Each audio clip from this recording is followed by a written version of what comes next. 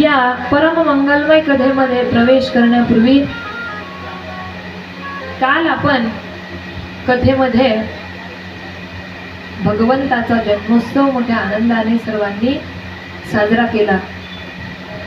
भगवंत केव्हा येतात? रात्रीच्या वेळेला ठीक 12 वाजता भगवंताचा प्रादुर्भाव होतो। भगवंत त्यावेळेस जन्माला आले।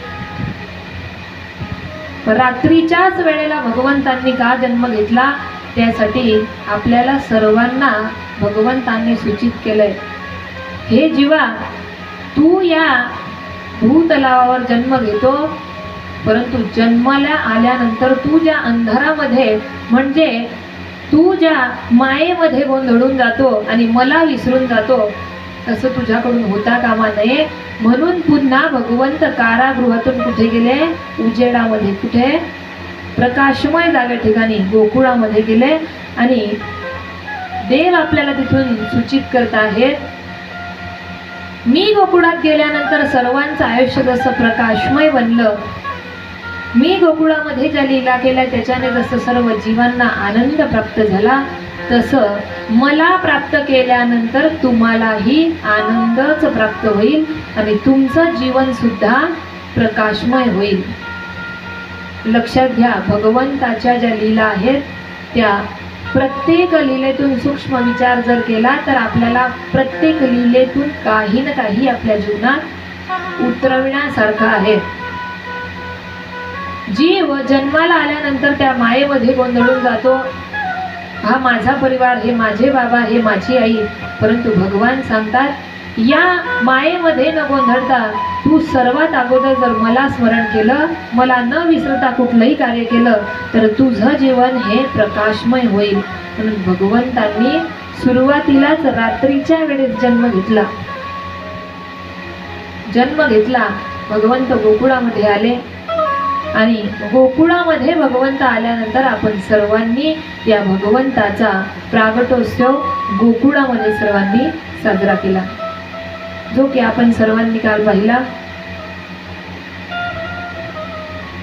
नंदाच्या घरी त्या ठिकाणी बालक जन्माला आलं। शुकाचार्य या ठिकाणी वर्णन करतात, हे राजा, नंदाला ज्या वेळेस बाळ झालं, नंदाच्या घरी ज्या वेळेस स्वतः भगवंत त्या ठिकाणी प्रकट झाले, त्यावेळेस नंद आणि यशोदेचं वय जे आयुष्य होतं, म्हणजे जी अवस्था त्यांची होती त्या अवस्थेचं वर्णन शुकाचार्य सांगतात की अतिशय म्हाताऱ्या वयामध्ये 8 साल के बूढ़े देखो हो गए आज जवान, हो गए आज जवान।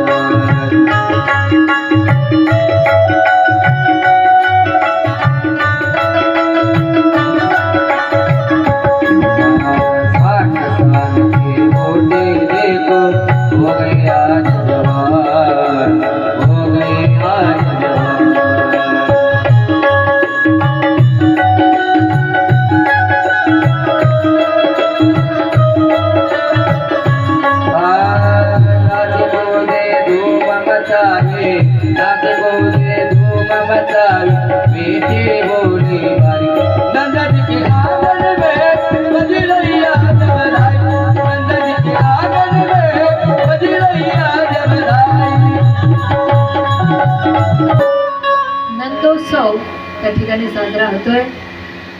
भगवंत जन्माला आले त्यावेळेस नंद महाराजांना ज्या वेळेस ही बातमी कळाली त्यावेळेस नंद महाराजांनी दान किती दिलंय त्याचं वर्णन या ठिकाणी सांगितलं। सर्वात अगोदर नाळ छेदण्याच्या अगोदर जे दान दिलं जातं ते अक्षय टिकून राहतं असं शास्त्रामध्ये सांगितलंय। परंतु आता हॉस्पिटलमध्ये त्या ठिकाणी बाळ जन्माला येतं, ते नाळ छेदन कधी होतं हे आपल्याला कधीच कळत, परंतु लक्षात घ्या, बाळ जरी आता हॉस्पिटलमध्ये जन्माला येत असलं तरी सुद्धा काही काळानंतर आपण दान धर्म केला पाहिजे आणि पितरांच्या त्या ऋणातून मुक्त झालं पाहिजे असं या ठिकाणी सांगितलं। ब्राह्मणांना त्या ठिकाणी सुशोभित असं वस्त्र नंदराजा दान करतो। यानंतर 2 लाख सुशोभित अशा गायी नंदराजाने दान केल्या. 2 लाख आकडा समजतो का तुम्हाला? 2 लाख गायी. आपल्याला 2 गायी आपल्या दृष्टीने पाहायला मिळत नाही. बरं दान दिल्या. बरं त्याच्यात शब्द अजून असा वापरलाय सुशोभित. सुशोभित का कसं की सुंदर वर्णन केलंय की त्या गायींना सोन्याच्या साखळ्यांनी सजवलेलं होतं. गायींना सोन्याच्या साखळ्यांनी सजवलेलं होतं आणि ते सुंदर अशा गायी नंदराजाने दान केल्या. आणि राजा इतकं बहुमूल्य असं वस्त्र आणि चांदी कासव अशा प्रकारचे त्या ठिकाणी दान करतो आहे. गोपींना सुद्धा आनंद झाला. यशोदेच्या घरी पुत्र जन्माला आला. इतकं लोणी फेकलं. एकमेकांच्या अंगावर लोणी फेकून त्या ठिकाणी आनंदोत्सव साजरा करतात. शुकाचार्य सुंदर वर्णन करतात. आणि नंद अतिशय उदार होते.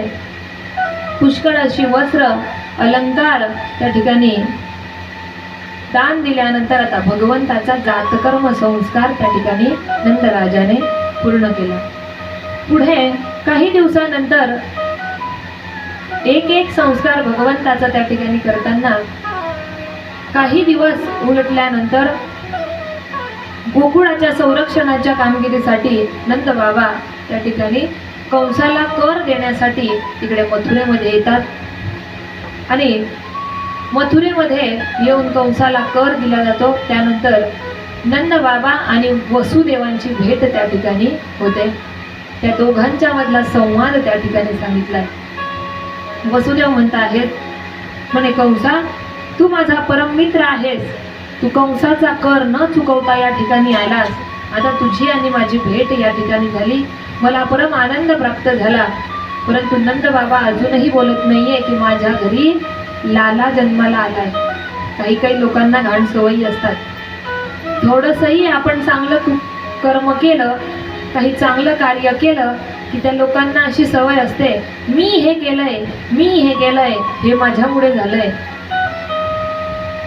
परंतु नंद बाबा त्या वृत्तीचे नव्हते. जरी आनंद झाला होता तरी अजून वसुदेवांना माहित होतं.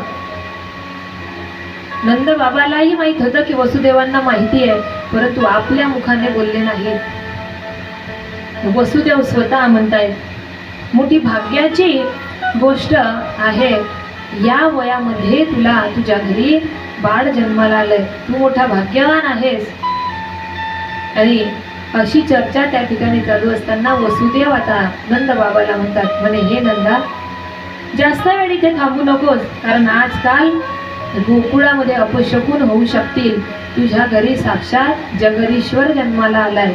आणि असं सांगितलं आणि त्यांना निरोप दिला. गोपाल कृष्ण भगवान की जय. अपशकुन त्या ठिकाणी उत्पन्न होतील असं सांगितलं. तेव्हा भगवंतांनी पहिली लीला त्या ठिकाणी केली. नंद मथुरेहून निघाले आणि तेव्हा वाटेत ते विचार करत आहेत की वसुदेवाने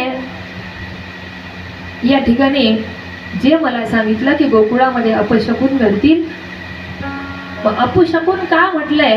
त्यावेळेस नंद बाबा तो विचार करत करत करत त्या ठिकाणी गोकुळामध्ये पोहोचले. आणि भगवंत 5 दिवसाचे आहेत.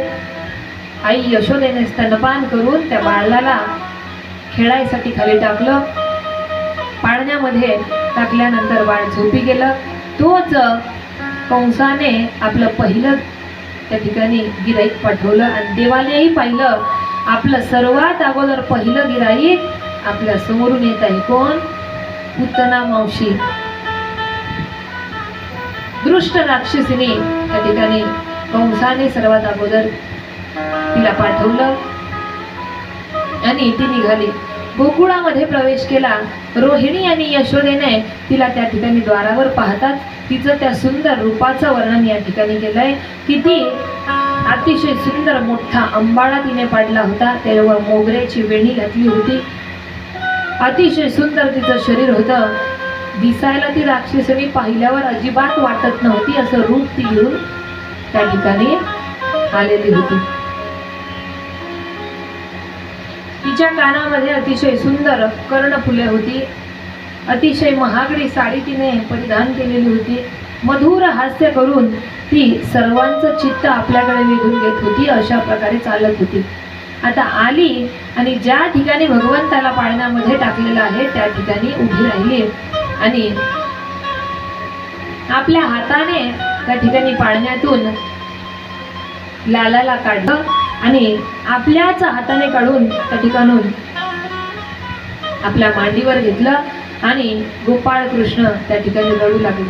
आता लाला रडतो आहे त्या चिंतेने यशोदा माता त्या ठिकाणी विचारात पडली. म्हणे तू घेतलं म्हणून तो रडू लागला आहे, तेव्हा आण म्हणे माझ्याकडे. तेव्हा पुतना म्हणते नाही नाही, मीच त्याला शांत करेल म्हणे, मी शांत करेल त्याला. स्तनपान करू लागली. देवाने डोळे मिटले आणि त्या ठिकाणी तिने आता तिच्या स्तनाला जे विष लावून त्या ठिकाणी आलेली होती भगवंताला मारण्यासाठी, त्या उद्देशाने तिने स्तनपान त्या ठिकाणी देवाला केलं. त्यावेळेस देवाने डोळे बंद केले. अनेक कारण यासाठी सांगितले जातात की देवाने डोळे का बंद केले. देव म्हणता आहेत विष पिणं हा माझा अधिकार नाही किंवा हे माझं काम नाहीये. विष कोणी पिलं होतं? भगवान शंकरांनी. मग विष कोण पितं? भगवान शंकर. त्यावेळेस डोळे बंद करताना गोपाळ कृष्णाने लालाने सर्वात अगोदर शंकरांचं स्मरण केलं. देवादिदेव महादेवांना स्मरलं आणि डोळे बंद केले. संतांनी फार सुंदर सुंदर वेगवेगळ्या पद्धतीने वर्णन केलेलं आहे की देवाने डोळे का बंद केले. देवाने डोळे यासाठीही बंद केले असं सांगितलं जातं की जी पुतना होती ती राक्षसिनी होती. आपल्या मनामध्ये सर्वात अगोदर आपल्या भक्ताचं दर्शन घेऊन आपल्या भक्ताला आपल्या मनामध्ये ठेवायचंय. त्या राक्षसांना पाहून मी काय करू. आणि अनेक पद्धतीने वेगवेगळे जसं विचार आपल्या मनामध्ये येईल, जसा भक्ताचा भाव असेल तसा विचार करून देवाने डोळे लावलं असं सांगितलं जातं. देवाने डोळे बंद केले आणि त्या ठिकाणी तिने जे विष त्या स्तनाला लावून आणलेलं होतं ते विष नाही, भगवंताने तिचं दूध ओढलं, तिचे प्राण ओढू लागला. त्यावेळेस ती सांगते आहे की सोड सोड मला सोड. आणि जोर जोरात ती रडू लागते, मला सोड असं म्हणते. त्यावेळेस भगवंत मनोमन म्हणता अगोदर तर मी कुणाला पकडत नाही, ज्याचा हात मी पकडला त्याला मी आयुष्यभर सोडत आणि ज्याला मला कायम स्वरूपी माझ्या धामाला पाठवायचं आहे त्याला तर मी अजिबात सोडत नाही.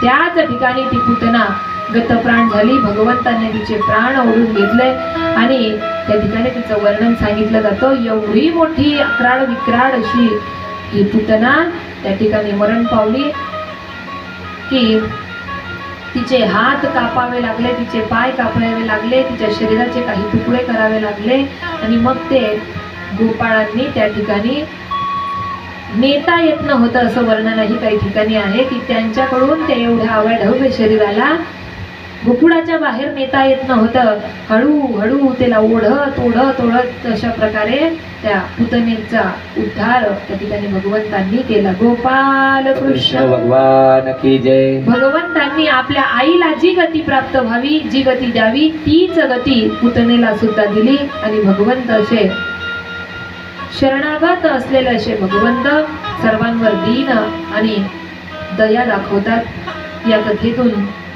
शुकाचार्य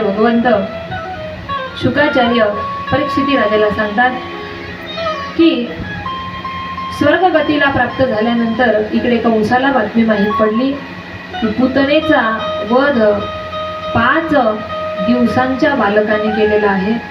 अधिक त्या कंसाला इकडे क्रोध आला. पुढे यानंतर भगवंताची सुंदर लीला सांगितली. छकडा मोडणे आणि तृणावर्गाचा उद्धार. एके दिवशी काय झालं, भगवान श्रीकृष्ण कूस बदलतात. या कुसवरून त्या कुसवर बदलतात. तोच यशोदा मातेला आनंद झाला. मग यशोदा मातेने असं ठरवलं माझ्या लालाने कूस बदलली, मग आपण आनंदोत्सव साजरा करू. देवाची आई होती, कुठली काही क्रिया देवाने केली की आनंदोत्सव साजरा करायचा त्याचा सर्वांना बोलवायचं, दान द्यायचं आणि आपल्याकडे तो आनंदोत्सव साजरा करून आपलीही मनाची एक आपल्या मनालाही तृप्तता द्यायची. कूस बदलली तो त्या ठिकाणी आनंदोत्सव साजरा केला. त्यानंतर त्याच दिवशी भगवंताचं जन्म नक्षत्रही होतं असं सांगितलं. त्यामुळे भरपूर दान त्या ठिकाणी दिलं आणि पुष्कळ स्त्रियांची गर्दी त्या ठिकाणी भगवंताच्या घरी झाली. नंदराजाने सर्वांचा मोठा सन्मान केला. प्रिय प्रिय उत्तम प्रकारच्या अशा वस्तू देऊन ब्राह्मणांना सुद्धा संतुष्टता दिली आणि नंतर भगवंताला झोपवण्यासाठी यशोदा माता त्याला आतमध्ये घेऊन आली. हळुवारपणे आपल्या पाळण्यामध्ये टाकलं आणि भगवंत झोपी गेले. पुन्हा भगवंतांनी त्या ठिकाणी कूस बदलवल्यानंतर भगवंत पालथे झाले. हाही त्या ठिकाणी आनंदोत्सव यशोदा मातेने साजरा केला. त्यावेळेस अतिशय सुंदर वर्णन त्या ठिकाणी यशोदा माता नंद बाबाजवळ सांगते. अतिशय पालवीसारखे लाल लाल चिमुकले पाय या भगवंताचं. आपल्या हे स्वामी, आपलं काहीतरी परम भाग्य असेल की आपल्या पोटी असा सुंदर बालक जन्माला आला. एक वेळेस भगवंत पालथे होण्याचा आनंदोत्सव साजरा करण्यासाठी काही माता भगिनींना आणि काही गोपाळांना त्या ठिकाणी नंद बाबाच्या राजवाड्यावर बोलवलं आणि सर्वजण जमले. भगवंताचा उत्सव, परंतु भगवंतालाच त्या ठिकाणी पाळण्यामध्ये टाकून दिलं आणि सर्वजण बाहेर निघून गेले. त्यावेळेस भगवंताला टाकलं खाली आणि निघून गेले. भगवंत विचार करतात, आनंदोत्सव माझा आहे, मी काही लीला करतो आहे म्हणून तुम्ही त्या ठिकाणी आनंद साजरा करतात आणि मलाच एकट्याला सोडून या ठिकाणून निघून गेले. त्यावेळेस भगवंताने आपला चिमुकला पाय त्या छकटाला मारला. तोच त्या छकटाला मारताच बरोबर तो छकटा जो होता तो उलटा झाला आणि त्यातून दूध दही वगैरे जे सर्व होतं ते खाली सांडू लागलं. ती जी मडकी होती ती फुटली. यानंतर आवाज झाला. सर्व अस्ताव्यस्त सर्व सांडल्यानंतर विचार करत आहेत हे असं कसं घडलं. काही माता भगिनी यशोदा मातेला सांगतात, म्हणे अगं यशोदे, अगं ह्या तुझ्या चिमुकल्याचा पाय त्याला लागला आणि म्हणून तो छकटा उलटा झाला आणि ते सर्व सांडलं. यशोदा माता म्हणते, अगं येडी झाली का काय, म्हणे 5, 6, 10 दिवसाचं माझं बाळ आणि त्याच्या पायाचा स्पर्श होईल आणि एवढा मोठा छकटा उलटा होईल. सत्य घटना काय होती, देवानेच पाय मारलेला होता. परंतु आईचं मातृत्व कसं असतं. म्हणे नाही माझ्या बाळाने हे केलेलं. बरं ठीक आहे म्हणे बाई, तुझ्या बाळाने नाही केलं. त्या ठिकाणी पुन्हा शांती पाठ त्या ठिकाणी यशोदेने करून घेतला आणि आपल्या बाळकाला त्या ठिकाणी स्तनपान दिलं, पुन्हा झोपवलं. एके दिवशी यशोदा माता आपल्या बालकाला मांडीवर घेऊन त्याचे लाड करत होती आणि एकदम मोठ्या शिलाखंडाप्रमाणे भगवंताने एक अतिशय एकदम जड दगड जसा असतो त्याप्रमाणे वजन वाढवण्यास सुरुवात केली.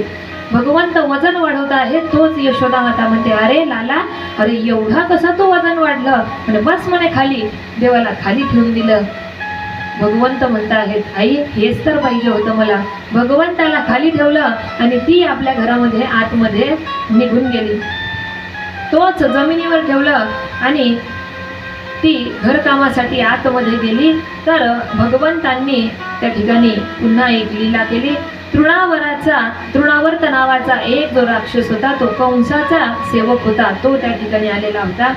कंसाच्या सांगण्यावरून तो वावटेडीच्या रूपाने त्या ठिकाणी आला आणि त्या ठिकाणी बसलेल्या बालकाला म्हणजेच लालाला, कृष्णाला उचलून तो घेऊन त्या ठिकाणी वर आकाशाच्या मार्गाने जाऊ लागला.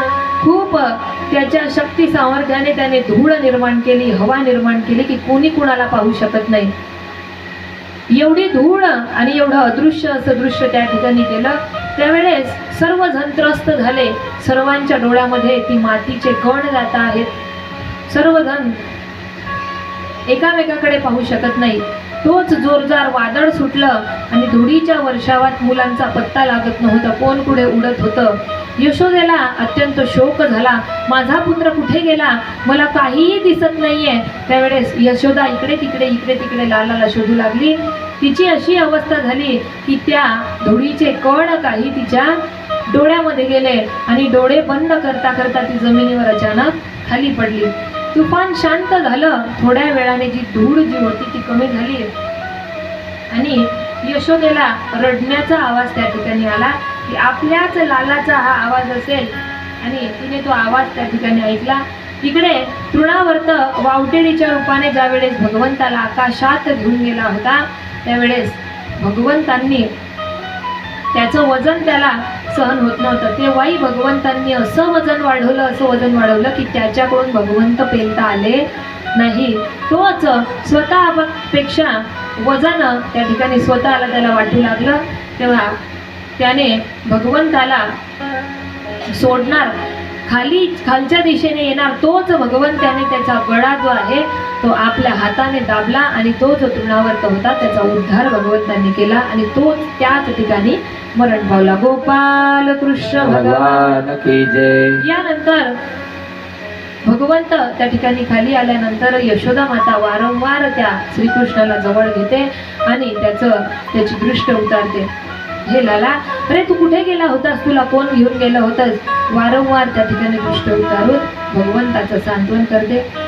एक वेळेस भगवंताला मांडीवर घेऊन यशोदा माता स्तनपान करत असताना राजा नंद बाबा गायींची सेवा करत असताना यशोदा माता आपल्या अंगणामध्येच बसलेली होती आणि भगवंतांनी दूध पिऊन घेतलं. यशोदा माता त्यांच्याकडे पाहून मधुर हास्य करत त्यावेळेस भगवंताचे केस कुरवाडत होती, भगवंताला प्रेम करत होती. त्याच वेळेस श्रीकृष्णांना जांभळी आली आणि त्यांनी त्यांच्या मुखामध्ये भगवंताला अंतरिक्ष ज्योतिर्मंडल, सूर्य, चंद्र, ते सर्व जे काही वायू, द्वीप, पर्वत, ज्यांचं सर्व म्हणजे अखंड द्वीप त्या ठिकाणी भगवंतांनी दाखवलं.